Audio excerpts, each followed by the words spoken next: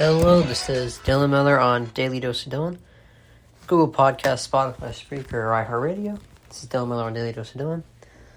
Alright, I'm going to do a kind of a double podcast that I used to do, whenever I missed a day, because yesterday I did not get to it. I'm going to be completely honest, I had no reason not to get to it, I was just kind of procrastinating, so eventually to the point where I just decided to go to sleep before I did. And I just figured I'd do 2 today. Alright, there's more NBA talk today than there is usual. But, so obviously there's still going to talk about the NFL during it. I will finally do a Where Did I Go Wrong segment, which I haven't done in a while, so excited for that. Talk about Bradley Beal going to the Suns. I'll even talk about some football today. Not football, soccer. So, alright. Let's open up with this. Draymond Green declined his option with the Warriors. And Draymond is an interesting player. I do think he's getting up there in age, but that hasn't really changed his value much. Because he was never really... I think players that rely more on athleticism tend to age quicker. They tend to show signs of declining. I think Giannis, I think he's going to be good for a while, but he's going to age out quicker. He's going to show signs of aging quicker than someone like Draymond has. Because Draymond's a very consistent player. He doesn't rely much on athleticism, and he doesn't get... he's more of a facilitator, kind of get a rebounds. When he gets a triple-double, it's like 10, 10, 10. It's not anything ridiculous,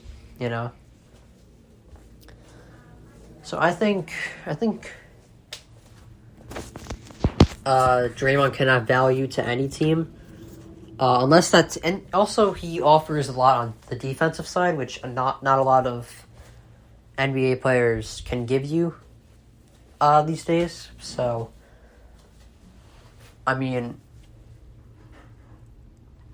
unless the team is not in need of a big man in the paint, I think he can have value anywhere, really. He may be a pretty good signing for the Lakers, honestly. The only thing that has me questioning that would be, do the Lakers really need another facilitator in the offense? They really don't. Even though LeBron's been scoring a bit more in the past few years than he usually does, he's kind of taken a drop back as far as passing the ball, but he's still a facilitating guy, and so is Austin Reeves. So, I'm not sure if he's the best, if the Lakers is his best option, but I think Draymond has great value any team he goes to. Alright, so the Mavericks appear to be the only confirmed team that is bidding for Kyrie right now. Which makes sense considering they're the team that he played for this past season. My opinion on Kyrie hasn't really changed much. As a Cavs fan, I was mad at him for a while about leaving the Cavs, and he never really did much to make me not mad at him. Because then he went to the Celtics and treated those guys like garbage, and then went to the Nets and didn't do too well there either. So, I don't know. With Kyrie, he just seems to be a lot. I don't think... He's a talented player. Let's just start there. He's a talented player. Let's start with the positives. He's a great scorer. He can shoot very well. He's a good all-around offensive player. Not the best defensive player, to be quite honest with you. but he's never really had to be, you know. And I get not everyone can be a great leader, you know. But the thing with Kyrie, it's not that he isn't a strong leader. He's just a bad leader. Like the Celtics, he left Cleveland because he wanted to be the guy. You know, he wanted to be the number one. You know, the leader in the room. You know, he didn't want to be in LeBron's shadow anymore. I get that, but yet you have to back it up when you make a decision like that. When you leave, who at the time LeBron was undisputably the best player in the world. When you leave a guy like that, you know it's a big risk because you can't miss. When you take a swing like that, you can't miss. Unfortunately, Kyrie did. But, you know, it looked like he was going to get his career back on track with the Nets, and then, you know, they're a disappointing team, really. The James Harden trade was a little weird. It worked for a bit, but I was kind of, like I said in the, at that time, what I said was, you know, they're a great regular season team, yes. But in the playoffs, because the thing is, they only played 7 games together. You know? So they had no chemistry, really.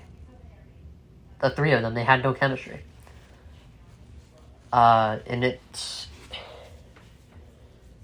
You know, I think that's what killed them in the playoffs. That's what made them a second-round exit. And that's why Kyrie has never been to the conference finals. And no, the 2019 Celtics doesn't count. Or 2018 Celtics, rather. They don't count because he was injured for most of the year. And didn't play a single playoff game. So the most successful team he was on was the team where he hardly played. I think that speaks volumes. I really do.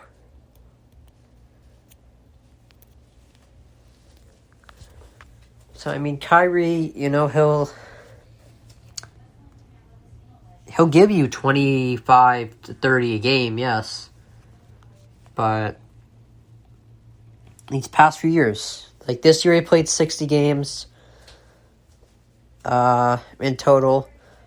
Played 29 with the Nets. He hasn't played close to a full season in a while. The last season, he hasn't played over 70 games since 2017. 60 in 2018, 67 in 2019, then 20 in 2020, 54 in 21, then 29 in 22, and then this year he had 60, which is a decent amount considering the way certain teams handle rest in the NBA this year. But I just don't think he's a very reliable option. I really don't. I think his availability is... I don't think he's a really trustworthy player. So I think what teams say is... You know, I think what most teams are going to say to the Mavs is, you can have him. We're not worried about him. All right. So Russell Wilson showed off a lighter physique in a new workout video with the Broncos. And, you know, honestly, over the past few years, Russ has kind of stopped moving. Because if you remember, in his first few years in the league, which I think to be his best... He was a mobile quarterback. He moved around a lot. You know, he was fast for a quarterback. And you know, I think it's just, you know, certain I think Nathaniel Hackett was a good idea. Just a bad fit. But honestly, in all fairness, I think they hired Nathaniel Hackett to lure Aaron Rodgers there. And they wound up with Russell Wilson. So I don't think it was it's not how they drew it up. Like, I don't think they didn't bring Russ there because they thought he'd get along with Nathaniel Hackett. They brought him there because he was the best option on the market. Because Rodgers didn't go on the market last offseason, even though he really left it incredibly open-ended. But, this... I really think in this league you have to go with offensive coaches. Because other than Sean McDermott with the Bills, if you look at all the top teams, their coaches go on the offensive side. Shanahan with the Niners, Sirianni with the Eagles, Andy Reid with the Chiefs is highly offensive, I don't think defensive coaches... I think they're just squeezed out at this point. I mean, like I said, Sean McDermott, he works, but...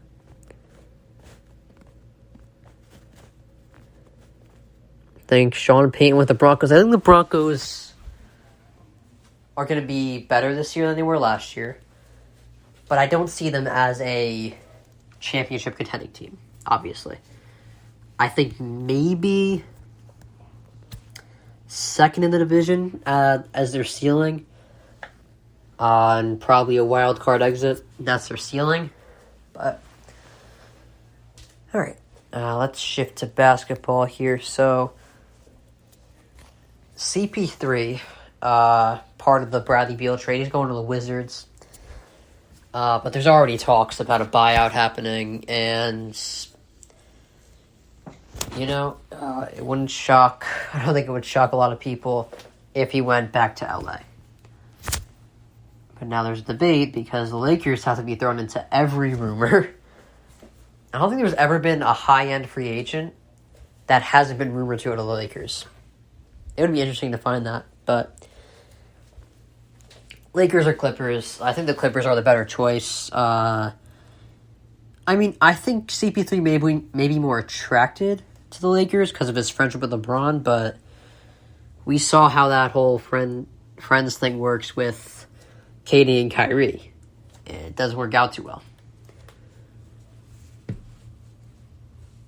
It falls apart quick. But think about it. Clippers are under less pressure. LA is the Lakers are always under more pressure than the Clippers because of the history. But, you win 17 championships, there's going to be eyes on you all the time. But, other than that, the Clippers have more depth. They have a better coach in Ty Lue.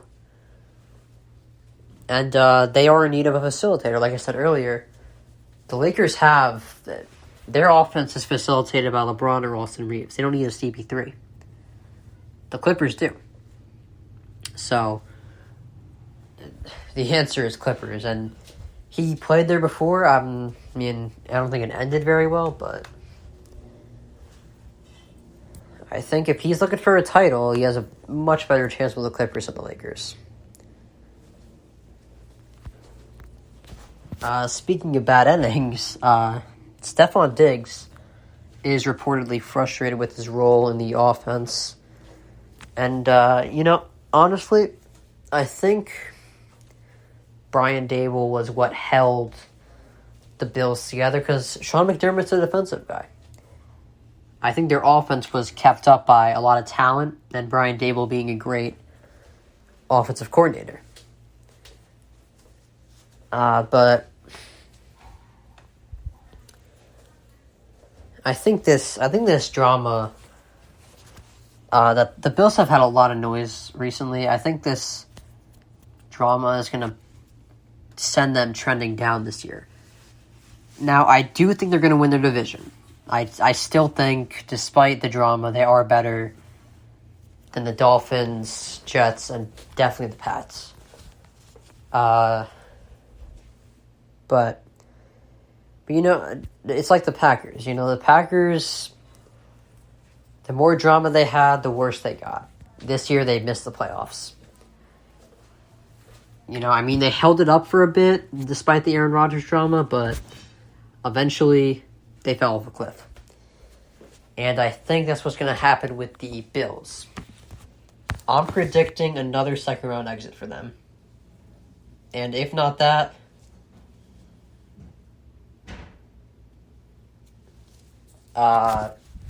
think their ceiling is they make it past the second round and lose badly in the conference championship. So, I think they're going down, as well as the Packers and Cardinals, I think those three teams are a mess. On the other side of things, I'm going to say Steelers, Jets, and Broncos all go up. The Steelers are... I think they're in a good spot for the future. I don't think they're... Like I said, the Broncos, Jets, and Steelers, I don't think they're a championship contender. But I do see them much better than last year. Steelers, I don't know.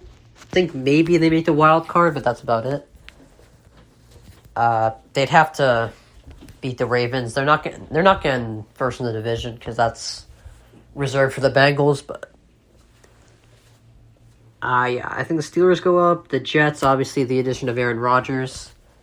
I mean, the Jets won, was it 7 or 8 games with quite possibly the worst quarterback in the league. So I think the addition of Aaron Rodgers is going to really boost them up. But also, I don't think... I mean, you might... you could argue Aaron Rodgers could add a good, 5 wins to the Jets, making them a 12 or 13-win team. But that's assuming he immediately adjusts to the new system and the new team. It's not the same thing.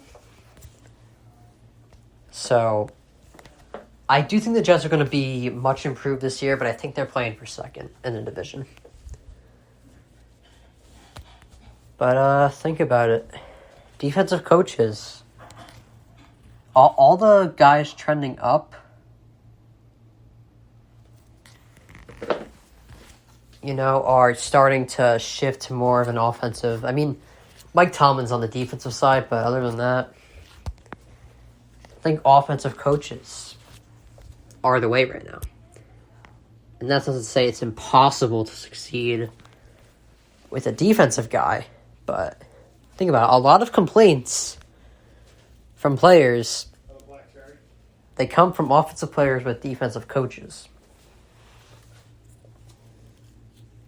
Brady didn't have the best relationship with Belichick, and Wilson didn't have the best with Pete Carroll on the way out, so I believe the best teams are built on offensive coaches and great quarterbacks. All right, so we're going to do a quick Where Did I Go Wrong segment, starting with Zion Williamson. Apparently, the relationship between Zion and the Pelicans has grown even more distant, which isn't shocking, but considering what I and most other people thought after he got drafted, and considering the Pelicans seems to be having a bright future after the AD trade, with Brandon Ingram, this has quickly gone down a cliff. Zion has been injured for almost his whole career. And I always thought Zion would be the one to leave the Pelicans, if anything. But apparently the Pelicans aren't interested either. All right. Also, the Dodgers and Yankees and Astros, all these big markets are third in their division right now. Third. You would think those three, after what happened last year, you would think those three would be to the top, but nope, they are all struggling. You could argue with injuries and saying, that does have an effect, but I mean, come on. The Yankees have 33 losses right now. And last year, they have 39 wins and 33 losses right now. Last year, when they had 33 losses, they had 74 wins. So the Yankees, especially, have really done a bad job, especially without Judge. And the third and final topic that I was wrong about, I thought no matter how many star players the Rangers sign, nothing was going to save them. But they are second in the AL right now. They don't even need DeGrom to be there. DeGrom's been injured for a bit. Doesn't matter. Corey Seager, Marcus Semien have been doing the team justice.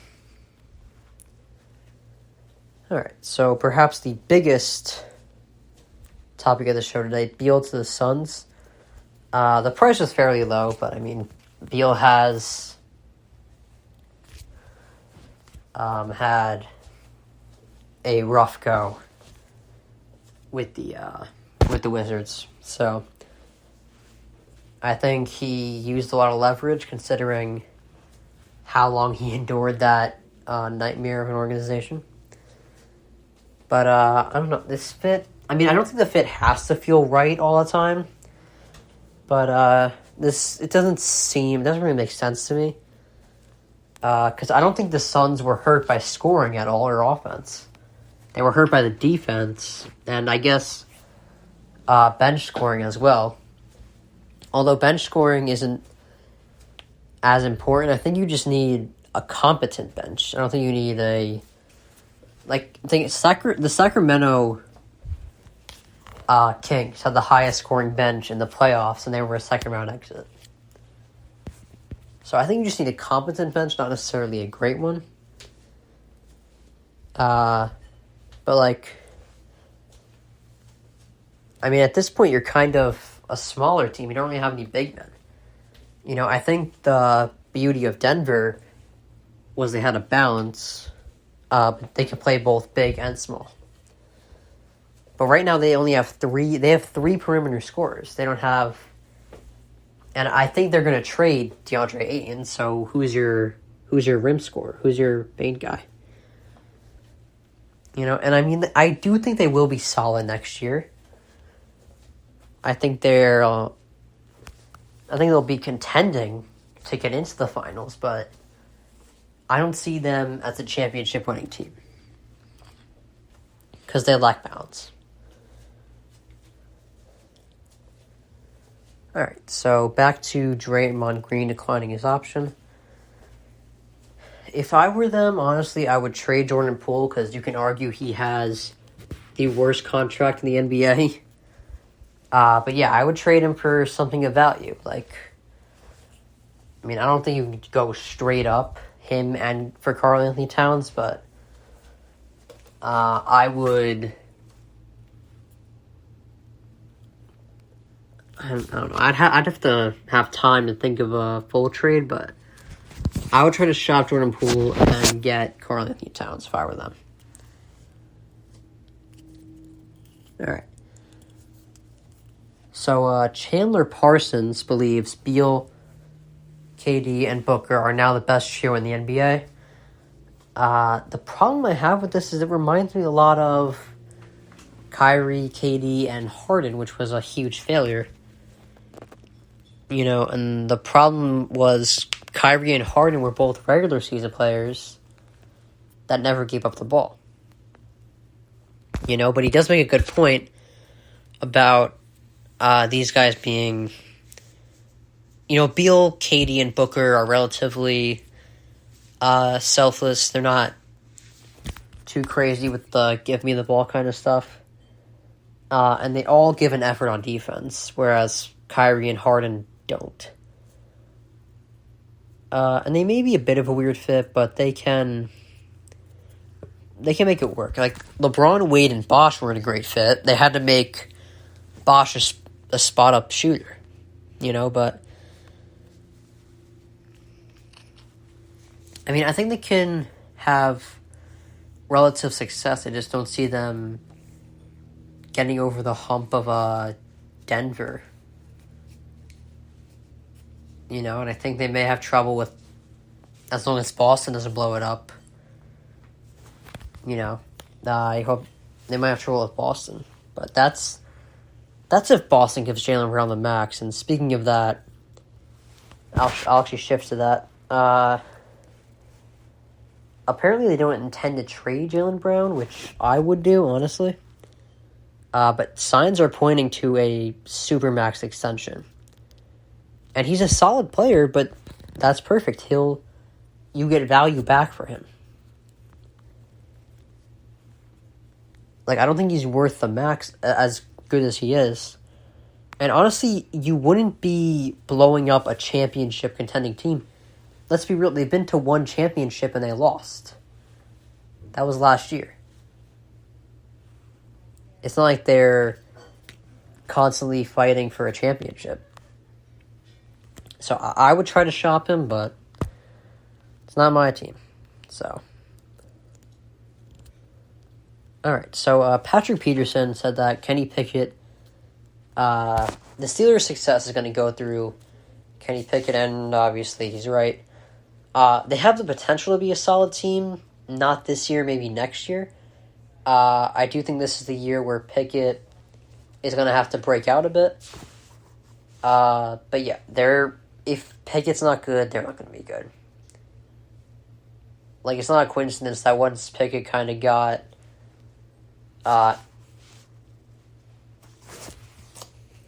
once he got more reps, once he improved more, the Steelers started improving more. They won 6 of their 7 games last year. So,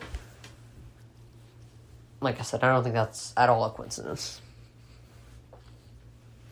So if Pickett improves the way me and other analysts believe he will, the Steelers can be on their way back to being one of the top teams in the league in a few years.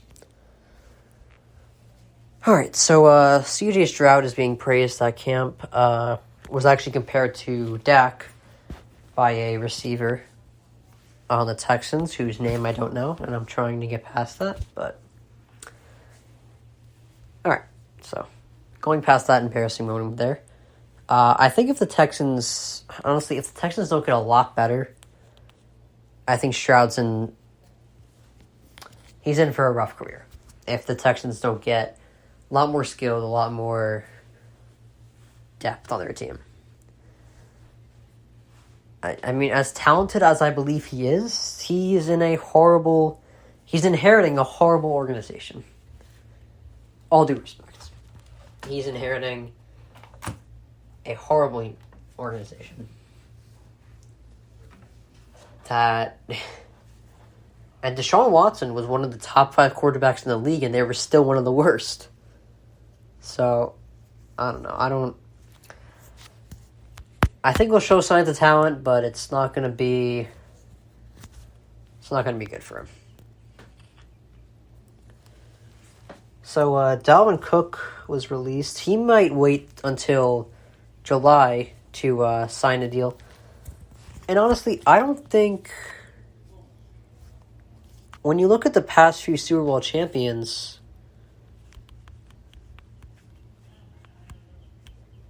I mean... the running backs aren't really the highlight of the team necessarily. You know, last year the Chiefs, they don't have a top-end running back. The Rams, Cam Akers is good. He's not a top-end guy. He's not Dalvin Cook. Tampa Bay, who'd they have? Leonard Fournette? Kansas City again. Then New England, I mean, they never had a top guy. So when you look at the last few Super Bowl champions, last 5 to be more specific, running backs were not the important part of that team. So I think Cook might take a little bit of time, as good as he is, to find a deal. Because I think the smart organizations will see that the past few winners have not looked at running backs. Their best player was not the running back. Their best player was the quarterback. Quarterback, like I said earlier in the show, quarterbacks and offensive coaches are the key.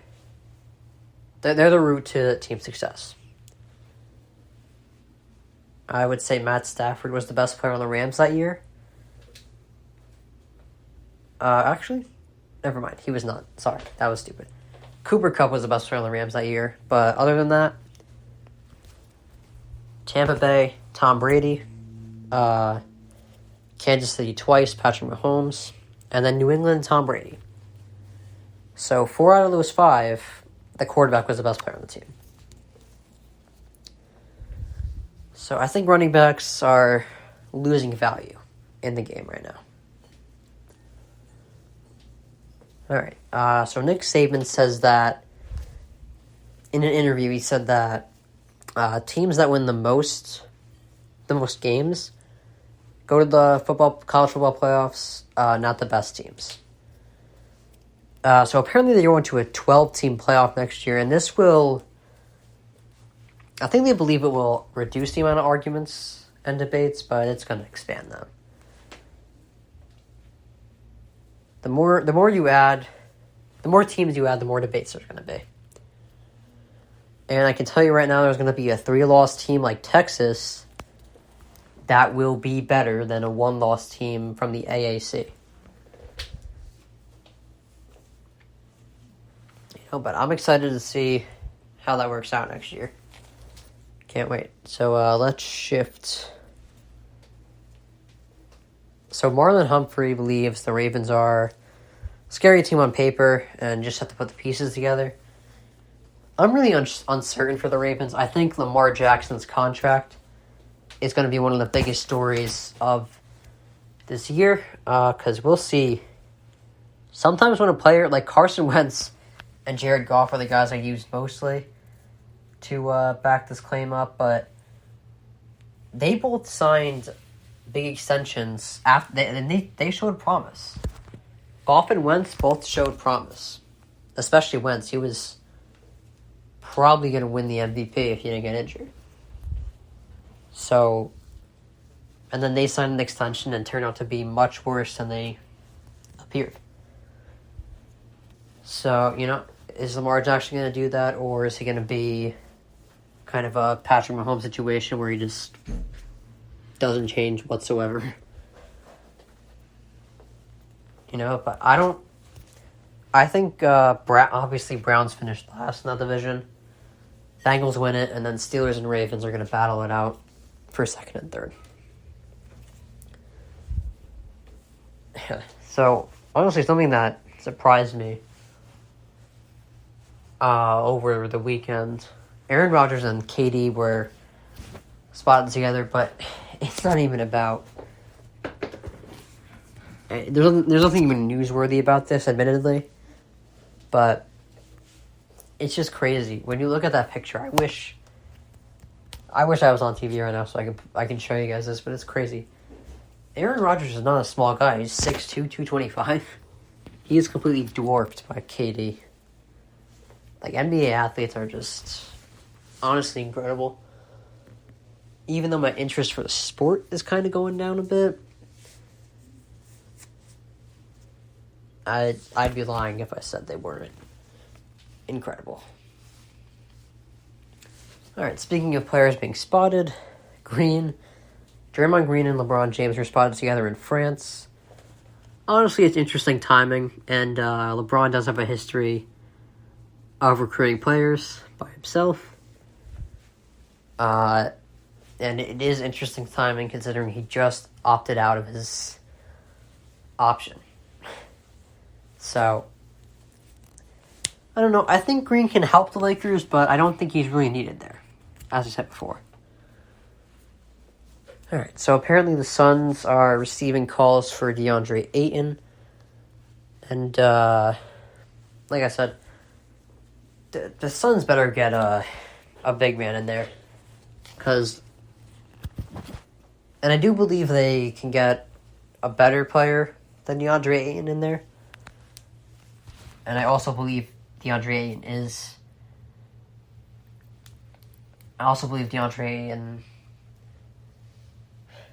has value to him, so I do think it is the right move to trade him. They just got to make sure they don't get fleeced here. They got to make sure they get the same amount of value that they're giving away. Alright, so John Moran's camp believes the NBA... It's crazy. They believe the NBA is out to get them. But it's like when you're an NBA player, you have to you have more responsibilities than the person with an average job. And even they can't do what Ja Morant did. You know, you can't be waving a gun on Instagram or assaulting 17-year-olds. So, I mean, I honestly think 25 games is probably pretty light, considering the punishment he probably should have received, which is, I would say, a full year. Alright, so over the weekend, MJ agreed to sell a majority stake in the Hornets after 13 years being the owner. Now, I'm seeing a question going around asking if it affects his status as the GOAT. It does not, right? We're talking about the greatest basketball player ever in that discussion. We're not talking about the greatest owner. If we're talking about the greatest owner, then Jordan doesn't even deserve to be in that conversation. See, the Hornets, his stint with the Hornets was not exactly what I would call a success. But he did have one of the most successful basketball careers ever, maybe even the most successful. So no, it does not affect his status as the GOAT at all. He's still very much in that discussion and seen by many to have that title. Alright, so TJ Watt has high hopes for the Steelers defense. He said on the podcast that he's very encouraged by their direction, and I don't think I have to bore you guys with the same thing I've said all podcasts about this.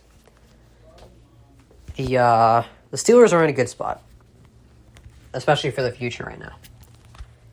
This upcoming year, like I said, is probably a wild card. But, yeah, and also TJ Watt is just fantastic, so. And he's one of the best defensive players in the league. And I do trust the Steelers' defense hasn't necessarily been their problem the last few years. Mike Tomlin is a great coach, especially on the defensive end of things, so I think they just have to build their offense, and if Kenny Pickett... The problem the last few years has been that Big Ben was an aging quarterback, slowly declining. Kenny Pickett, the difference between him and Big Ben is Kenny Pickett can only go up from here. So, alright, let's end with one final story. Kevin Durant was on Twitter again. He said it was jealousy that causes people to say he ruins teams and needs a super team to win. And honestly, I really don't agree with... First of all, I don't agree that he ruins teams. Maybe the second part, that he needs super teams to win, maybe. But he does not ruin teams. Alright, the Warriors won a ring without him. The Nets are still the Nets without him. The Thunder... I mean, when he goes to a team, if anything, it gets better. But I also don't agree with the fact that KD responds to random people on Twitter that mean absolutely nothing to him. But, yeah. And honestly, next year, I'd say the two people that have the most pressure on them, KD and Tatum. Because, honestly, KD, yes, he's won 2 rings. But there are still people that say Steph was the guy on those teams, not KD. This year, I think if he wins, there's no debate. He's definitely number 1 option on this team. And then also, Tatum, although Tatum will have more pressure on him because I don't think fans are exactly logical and clearly haven't learned from the fact that MJ and LeBron did not win titles until they were like 27, 28 years old. People forget that. LeBron and MJ were 27, 28. LeBron was in year 8 when he won his first title. Jordan was in year 7. So I don't agree that Tatum should have the most amount of pressure on him, but I think he will. All right, good stuff today. 40 minutes, a lot longer than I thought, but I did get it done. So, all right. Hoping to see you guys tomorrow. Still Miller on Daily Dose of Dylan. Google Podcast, Spotify, Spreaker, iHeartRadio. Still Miller on Daily Dose of Dylan. Have a good one.